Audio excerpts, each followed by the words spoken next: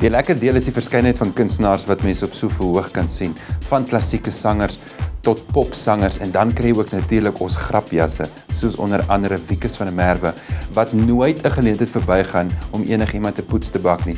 Hierso by my staan Wikus van der Merwe, hy is ook vanjaar vir die eerste keer by Skouspel. Wikus, sê vir my, hoe voel dit om vir die eerste keer by Skouspel op te tree?